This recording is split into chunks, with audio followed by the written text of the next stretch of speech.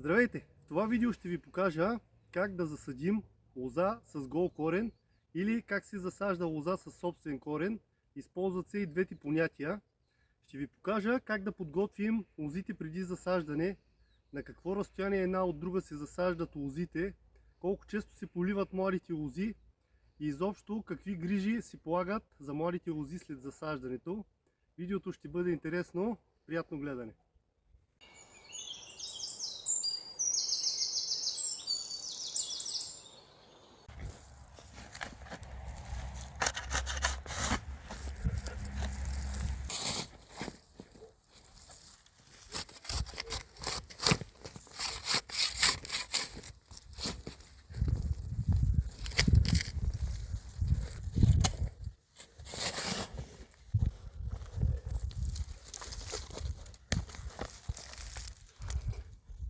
Тези лози съм си ги вкоренил сам. Показвал съм ви вече в едно от по-старите ми видеа как може сами да си вкорените лоза в къщи. А сега ще ви покажа и как правилно да си я подготвите лозата преди засаждането.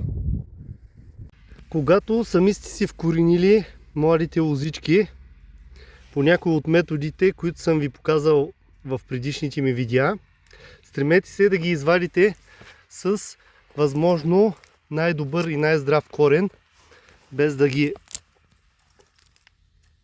прекъсвате и нарушавате. Сега ще ви покажа и как да си подготвите и тези лози отрезници, които сами сте си вкоренили вкъщи.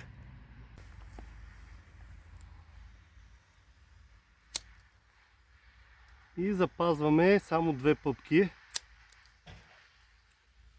Също така може и малко от тези горните росните корени също да се махнат. При такива лози се примахва горната и се запазват също две пъпки.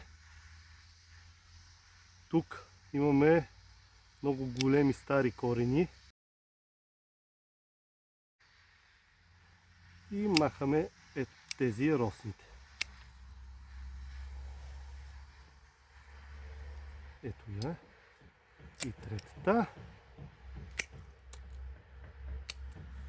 Тук нямаме росни корени. И затова запазваме. То ето този вариант е най-добър. Тук, както се вижда добре, с лопатата наранихме и унищожихме малко от корените. Също ще се прехване тази лоза, но ще има много по-слаб растеж от ето тези, въпреки че тя е най-дебела и най-здрава. Започвам с подготвянето на дупката. Трябва да направим дупка с размер 40 на 40 на 50 см дълбока.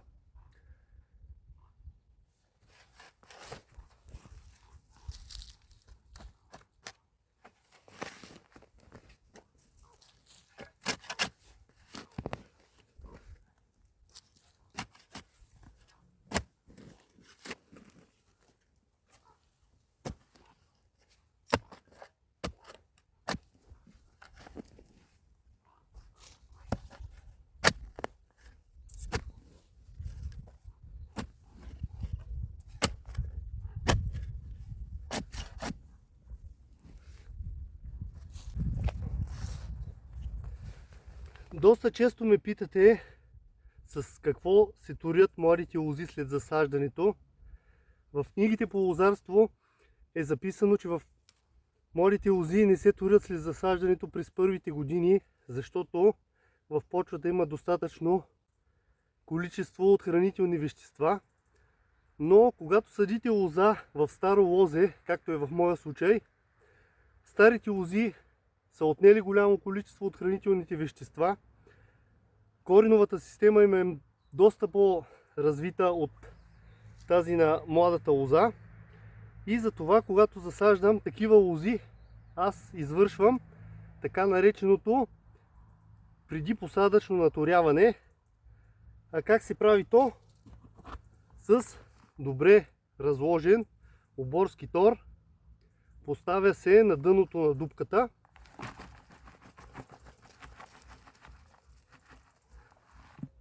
И след това задължително се слага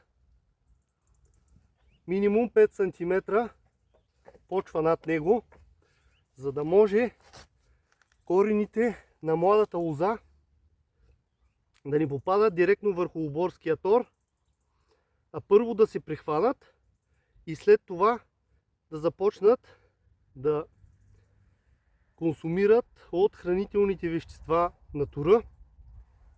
Ако не разполагате с оборски тор, може да използвате малко количество от изкуствения тор. Стария резник, който сме вкоренили през миналата година и сме направили тази млада лоза на собствен корен от него, трябва да бъде точно на нивото на земята, а двете пъпки, младият едногодишен литораст, който е покарал от него, изрязахме, като запазих само двете пъпки, трябва да е над нивото на земята.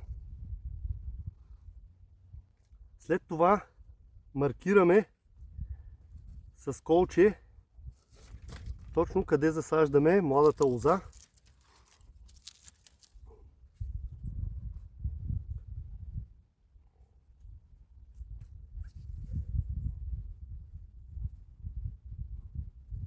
И разпръсваме корените ѝ във всички посоки. След това запълвам част от дупката с почва.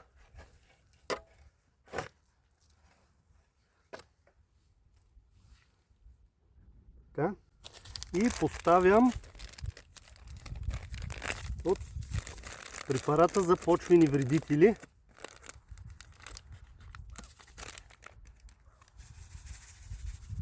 Ето така, около корените. След това добавям още малко почва.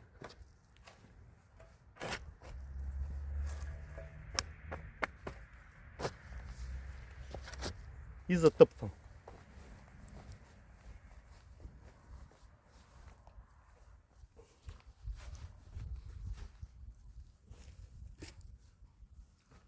Поливам и чакам почвата да се слегне.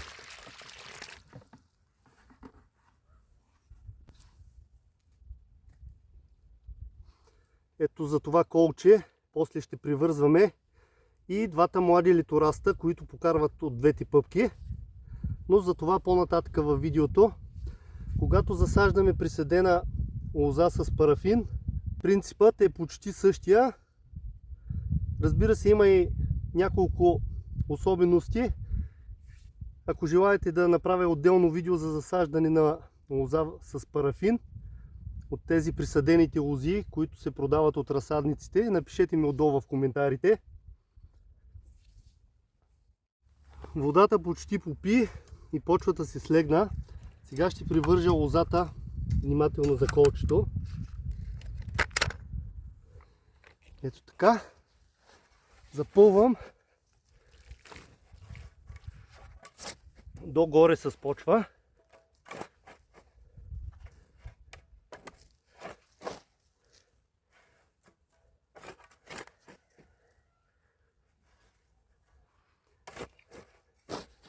И затрупвам с рохка почва дори едногодишния литораст с двете пъпки. Това е много важно, особено в есенно-зимното засаждане на млада лоза.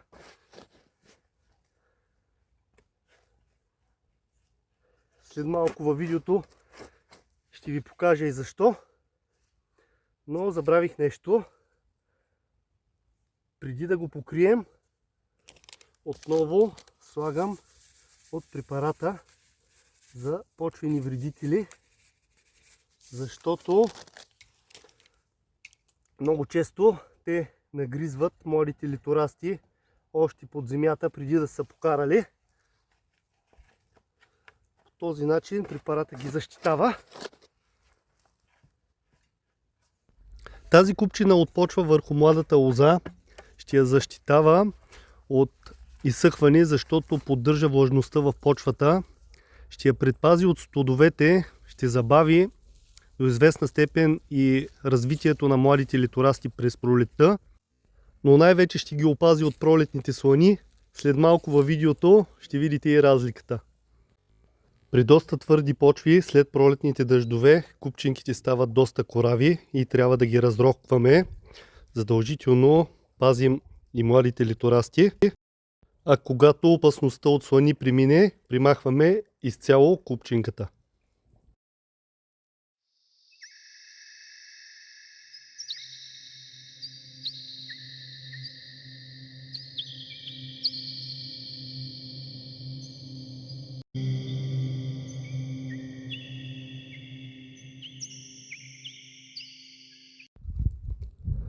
Въпреки че сме запазили само 2 пъпки при засаждане на млада лоза със собствен корен, е възможно да имаме 3 литораста през пролетта, ако е покарал литораст от черното око. Въпросът тук е кога се прави първата резидба на младите лози. В литературата по лозарство е записано, че младите лози не се режат, колтучат или прикършват през първата година след засаждането, с цел образуване на по-добра коренова система. Само че аз отдавна не практикувам този метод, защото имам възможност да поливам лозите си през лятото. Използвам два метода за формиране: бавен при по-бавно растящите лози и ускорен при лозите с буен растеж.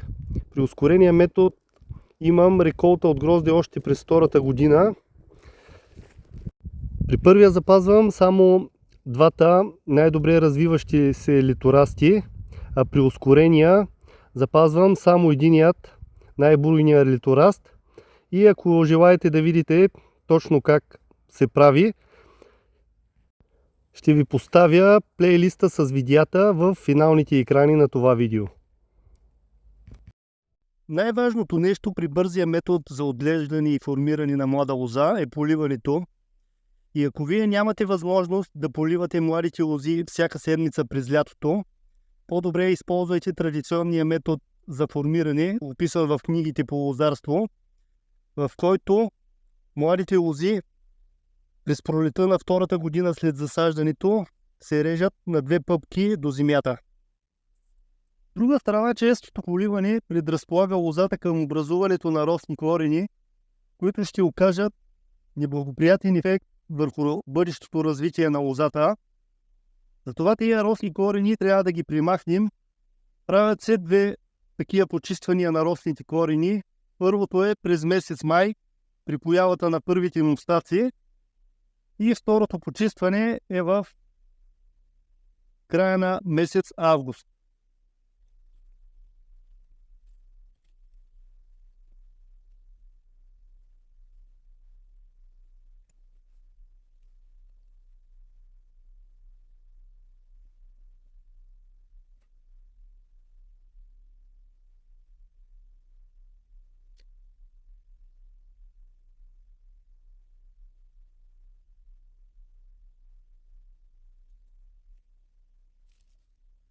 Ето това представляват росните корени.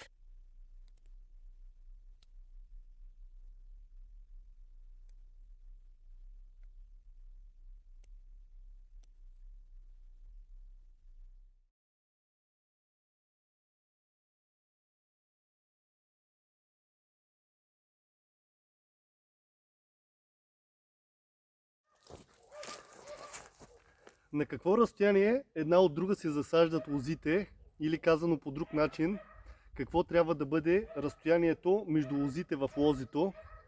Стандартното разстояние, описано в книгите по лозарство, е 1,20 м между лозите, но това е когато отглеждаме лозите с формировка с 2 кордона. По този начин, когато двата кордона се срещат, тяхните литорасти не се конкурират за светлина и гроздето успява да озрее, а корените им не се конкурират за хранителните вещества в почвата. Разстоянието при засаждане на лозите може да бъде и по-малко, между 60 и 70 см, ако отглеждаме лозите в едностранен кордон. А този ред, който засадих до оградната мрежа и през лятото става един страхотен жив плет от него, първоначално беше на 2 кордона. Последствие аз отрязах единия от кордоните и го запазих в формировка кордон роая, или само един кордон с чепове на 2 очи. През миналата година между тези старите лози засадих и млади лози от друг сорт, които също ще формирам с един кордон, и по този начин техните литорасти също няма да се конкурират за светлината. Ето, през тази пролет ще урежа тези едногодишни литорасти на чепове с 2 очи. В едно от старите ми видеа ви показах подобен вариант, само че в моето лозе, където по същия начин засадих в празното място между двете стари лози нови лозички, и след като те се вдигнаха на нивото на първия тел, започнаха да плододават. След това отрязах старите лози от основата и смених сорта грозде на целия ред, без да ги пресаждам. По този начин не губи нито една година, в която лозито не е ни плододавало. Но тук реших да направя този вариант, като запазя и старите и младите лози с кордон роая. Кое е най-доброто време за засаждане на лоза? Или кой месец е най-подходящ за засаждане на лоза? Най-подходящото време за засаждане на лози е през пролетта, в месеците февруари и март, или през есента, през месеците октомври и ноември. Но лично аз съм садил лози почти през цялата зима. Необходимо е лозите да не са в вегетация и да са имали естествен листопад. И както ви казах в началото на видеото, купчината от почва, която правим върху младите новозасадени лози, предпазва пъпките им от студовете през зимата. Тук съхранявам и присадените лози, които обещах като подарък на членовете на канала ми, които имат членство повече от 5 месеца. По една лоза от сортовете Аватар и Хелуин вече получих първите данни на хората и започвам да ги изпращам, така че ако някой от вас все още не ми е изпратил данните си, пишете ми на Gmail или тук в коментарите на видеото вашите данни, за да ви изпратя лозичките. А за всички нови членове също ще има подаръци от изключително редки сортове грозде, само че през есента. Надявам се това видео да ви е било полезно. До скоро!